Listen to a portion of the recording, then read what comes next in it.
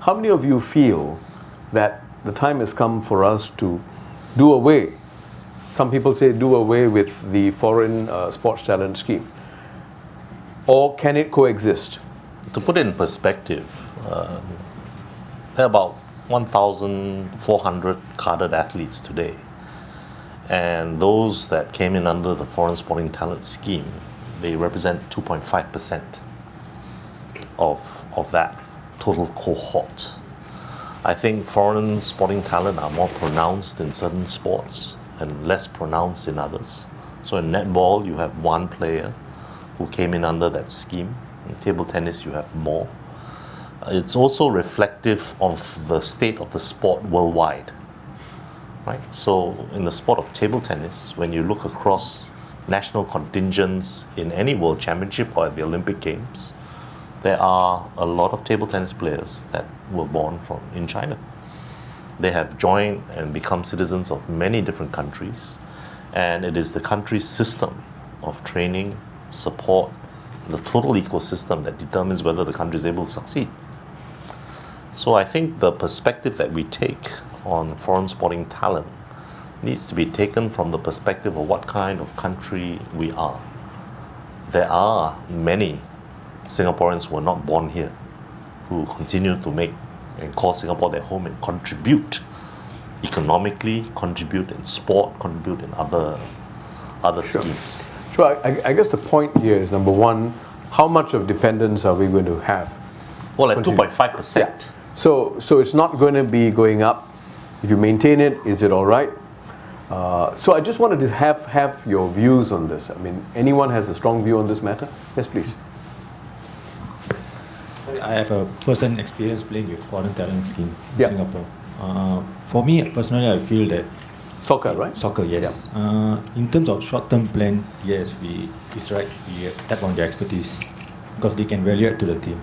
But in the longer run, I think we definitely have to rely on our local talents, which is very important for us, especially at the youth level. We need to really focus on the youth level so that our foundation will be very strong. Mainly when I speak to my teammates, especially the foreign talents, there are three objectives. There are main three objectives for taking up the citizenship. Firstly, they always say that they were not given the opportunity to play at their own country, at the highest level. Then they find that the opportunity is given in Singapore. Secondly, of course, they say they paid much better than in Singapore. And last but not least, they always say Singapore is a very safe place to reside, at the same time to bring up the family. That's the reason why they take up this citizenship. But for us, as locals, I think we really have to focus on youth development. For that, the base will be very strong for us.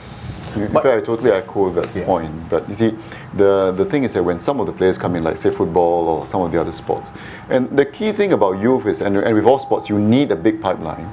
You need a very strong youth core for large numbers of children and young people coming in. But actually to draw them in as well, sometimes it's also successes. And when we're successful, we have inspirational players, and that I think contributes to the growth. But you're absolutely right. I think if we just depend on injecting people without developing a pipeline, then I think we've got it completely wrong. So I think table tennis is one of those where I think you do see, and I think frankly when people talk about foreign talent, I think invariably usually the focus is on table tennis, largely because they've been quite dominant and they've done well. But many of the athletes have been here for actually quite a number of years. They were not there at a world-class standard, but they built up over time. But they have also actually inspired many young Singaporeans to take up the sport at the primary school level, secondary school level, and I think we see that growing. So I think if you want to bring in suitable talents, if that's part of the objective of the NSAs, then you must not use that as a crutch, as an easy way out. Because if you fail to develop that part, then I think you've lost the plot completely. I think that's the key. Don't use it don't end up using it as a crutch. Then you forget how to walk. Yes. I appreciate the discussion on the foreign talent in sports.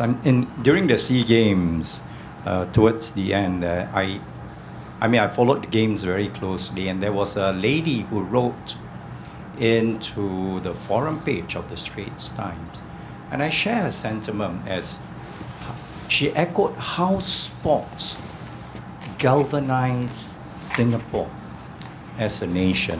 And I must tell you honestly that I'm very glad to see this development and this growth and the nurturing of Singapore youth and the core. And we do need foreign talent to help spark that. But for a time, I don't know if there are others who share this view, there were many Singaporeans who felt that we were just importing the talent so that we could gain the medals. I'm glad that has moved. It has moved. We have moved on from there, right?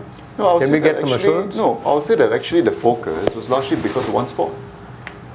But we have athletes in our different sports. We have netball, badminton, but billiards.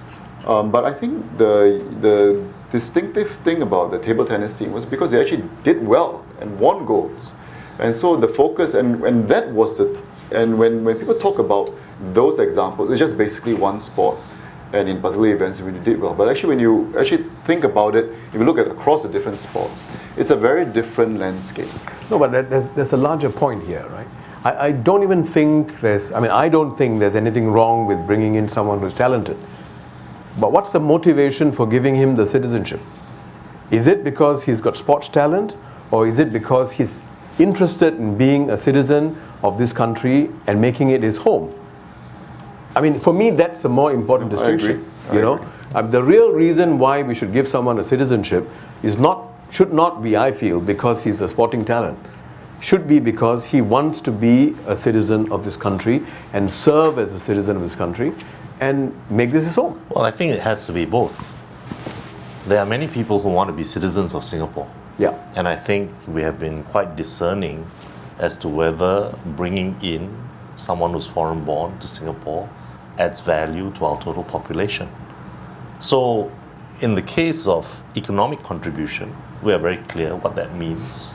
And we have people who call and make Singapore their home. And sports is another avenue in which But you'd agree ultimately that making this your home, a desire to make this your home, should be the most important factor. It should be. Otherwise, it becomes mercenary. No, I think I would actually say that if you think about it, Singapore, we've always had immigrations. Many of our parents, our grandparents were immigrants. They came in for a host of different reasons. Many didn't come in with the intention to stay on, but eventually they settled down and they stayed on. But you see, even as today, I think Singapore, of course, is a very different stage from where it used to be. We have people wanting to come here and want to settle down. And people bring different skill sets, different contributions. And of course, one of the factors is they would like to make this place a home. But that's something that I guess anyone who applies will say that that's what they want to do. But we also want to see how do these individuals contribute to society. I think the economic dimension in terms of jobs, what they do and they contribute, over and above, I think the baseline that we expect is they want to make this place at home and align themselves with the rest of society. But then the question, of course, is what else do you bring to bear? Because there are also others who come in and who, yes, I would like to be, as part of the family here, but perhaps don't contribute in the same way. And you have to choose, because we do need to manage numbers.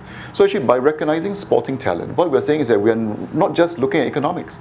We're looking at different dimensions where different people could contribute and enrich our society in a calibrated fashion. And I think sports is something that I think we've had some coming in. I think there will be those that will come in as citizens. Some come in as students and then they train themselves up and they develop accordingly. Tao Li is one example. She came as a swimmer. She came when she was quite young, in the early teens. And she has to study and then she trained up. But we embrace her like any other Singaporeans. So, but I think the key thing, like I said, is I think if we are looking at people coming in and if they develop themselves as sportsmen and sportswomen, but the NSAs cannot look at this as an excuse not to develop a pipeline. I think that must be a given. Sure. Thanks. Yes, Bernard. I just wanted to actually sum up my point and I think this feeling is shared by many, that when we have a talent that's a Singaporean who brings home a medal, the pride is one that swells from within. And when it's not, we're happy and it remains there. So there is that difference. And it's something that I think, and I agree, I think we have come to the inflection. And that's something we do well to remember. Thanks. Colin, you're father of the big star, Joseph Schooling. Could I just go back on the issue of foreign talent? Yeah. First of all, we gave them an opportunity and they took advantage of it. We gave them that opportunity and they are professional athletes.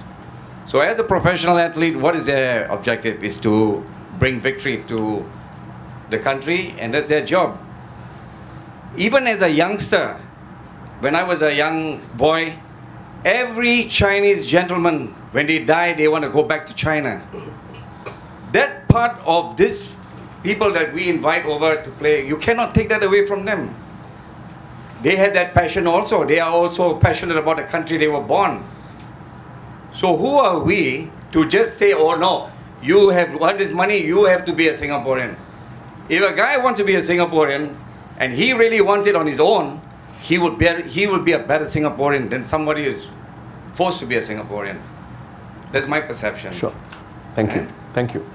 When we embrace, if I Yes, can yes, say, please. when Yeah. we embrace our citizens as the way we should embrace them, they embrace their home. Wang Yeku has retired. Yeku is coaching in her academy at Yio Chu Kang Sports Complex. Does her Olympic success make a difference to all the parents who send their kids to her? The answer is yes, it does. We see it. The fact that she's an Olympic medalist, many parents or many children are very much taken to be part of her academy and to train. Does she embrace the kids and hope and really want to make a difference? The answer is yes. So there are examples, and I think we find this in all segments of society, of those who have embraced Singapore as their home and who are really hoping to be able to give back in meaningful ways. And I think we want to see more of that kind of success. But the issue really is, how do we embrace them? Gao Ning has spoken to me and he says, I'm going to retire in a few years. I really want to coach. I really want to develop youth. This is where I am. My anchor is here. I think these are very genuine and very distinct. But I take the point that, we want to be clear that people who come as new citizens to make Singapore their home want to really make this their home, and they want to integrate with the people of Singapore, and they make every effort to try and do so, and those people we should embrace.